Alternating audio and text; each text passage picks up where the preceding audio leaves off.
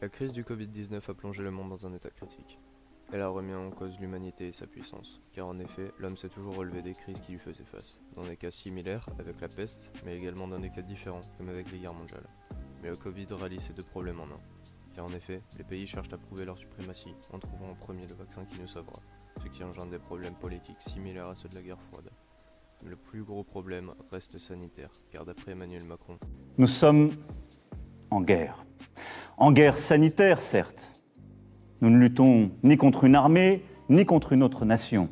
Mais l'ennemi est là, invisible, insaisissable, qui progresse. Et cela requiert notre mobilisation générale. mais les pays étant en froid, vont-ils réussir à s'unir pour trouver un vaccin ? Cette crise sanitaire a remis sur le devant de la scène une nouvelle course mondiale, qui n'est pas sans rappeler la course à l'espace durant la guerre froide. La Russie ne compte cette fois-ci pas perdre.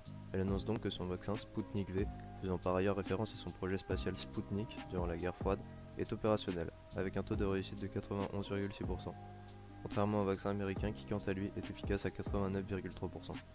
Malgré le pourcentage supérieur, le vaccin russe a perdu une certaine crédibilité depuis sa première sortie qui s'était soldée par un échec. On peut également se demander si la sortie de ce vaccin n'est autre qu'une stratégie du dirigeant russe Vladimir Poutine afin de détourner l'attention des autres États sur l'affaire Alexei Navalny.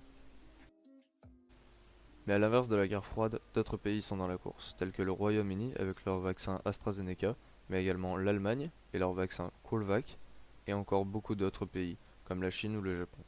Aujourd'hui, ce n'est pas seulement deux pays cherchant à prouver leur supériorité, mais le monde entier. Dû à cette crise, l'enjeu majeur est déjà fixé. Il faut sauver le plus de personnes possible. Le pays n'hésite donc pas à utiliser de nouveaux moyens, comme faire appel à des influenceurs, comme a pu le faire Emmanuel Macron en contactant les youtubeurs McFly et Carlito.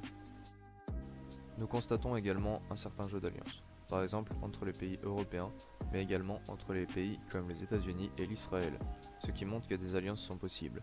On ne peut donc pas nier l'hypothèse d'une alliance entre tous les États afin de trouver une solution, même si cela resterait difficile, dû aux mesures différentes prises dans chaque État.